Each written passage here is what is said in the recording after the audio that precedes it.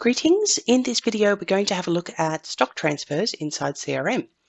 So the first thing we need to do is go to the inventory area, and we can see that we have a section here for stock transfers and then stock transfer shipments. Now note that this will only be applicable to you if you're running multiple locations inside of CRM. So you can come down to the admin area here and check on locations. And if you don't have multiple locations, you won't need to worry about stock transfers. So coming back up into the inventory area, we can come into stock transfers. So if you've got multiple different warehouses or sales rooms, anywhere that you need to transfer stock between, what happens in the real world needs to be reflected inside of CRM. So what we can do is click up here on New Stock Transfer. We then need to put in a date for the transfer, so I'm just going to keep it simple and put in today's date. We can assign this to a particular person in the system. So I'll pick on Mike. Then we need to tell the system where we're moving the stock from. So in this case, I'll take stock from Melbourne, and then I'm going to move it to Perth. I can also put in some notes about the reason for the transfer as well, so that we've got a nice audit history, and anybody can come back in, look at the transfer and see the reason why that was done. We can also add images in here as well. We can change the formatting. We can go and play around with this and add hyperlinks. So I can now click on Save and Close. So the system has now created a stock transfer record. So the status of this is not transferred because we need to give the system some more information. So first of all, we need to tell the system what stock is actually being transferred. So to do that, we can click on Add Item here and basically pick the item and go and select the quantity. So I'm going to move 50 bakery bags, and I'm also going to move some plain flour as well. So we'll say we'll take 30 of those and hit save. So basically go and add in the products and the quantities. If you've got batch or serial number tracked products, you'll need to input those details before you can actually effect the transfer. Now, just like all sorts of other records, stock transfers also have a timeline.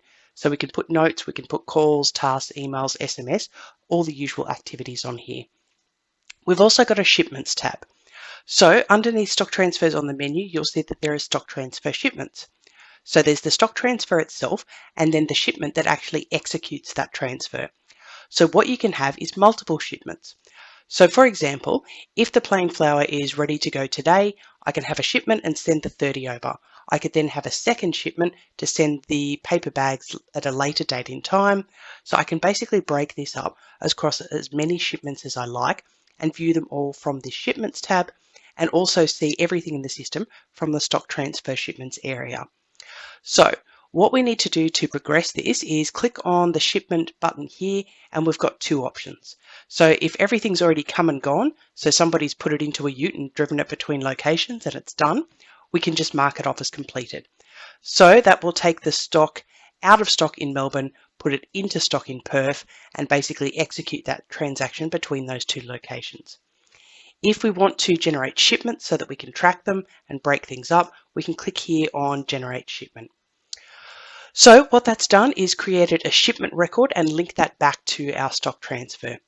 So with our stock transfers, this one is sitting here to be picked. So this is where we could go and adjust the quantities if we want to. So I'm going to take off the paper bags in this case, and I'm also going to say that maybe we're only going to send 20 of the bags of flour today. So I've saved my changes. I've also got a timeline here. I can use all the same activities. I can also preview a stock label if I'd like to, which will open as a PDF in a new window. And then I can go and mark this and push it through a pick, pack, ship process. So I can mark this as picked, and what you'll see is I'm getting a little audit trail of information here. I can mark it as packed. I can mark it as shipped. So what happens once I mark it as shipped is it's going to take it out of stock in Melbourne. So it's basically no longer available at that location. However, it's not going to be available in Perth until I mark it as received at the other end. So again, we want to reflect in CRM what's happening in the physical world.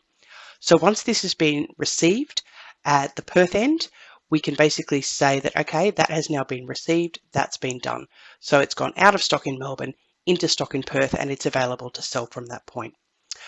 So what we can also do is basically go and open up the plain flour product record. So if I come into inventory in here and let's bring up flour.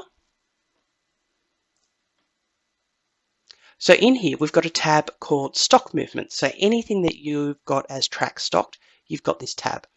Now what we can see are these are all the movements of the product. So these are sales, these are generations via work order, these are transfers, these are all sorts of different things in here. So what we can do is sort this by the movement date, and we can basically see that we took the 20 out of stock in Melbourne. That was then held in a transit location until it was finally received here in Perth. So we can see that all of these, if I scroll over a little bit further, they're all transfers of this particular product. So I've got that full history in the system where I can see what's happened. I can also come back to my stock transfer. So in here, we can see that it's been partially transferred. So I've only sent some of the goods between locations. I can now see on the shipments tab that I've created that particular shipment, and I can now go and generate some more shipments for this to send the rest of the stock over.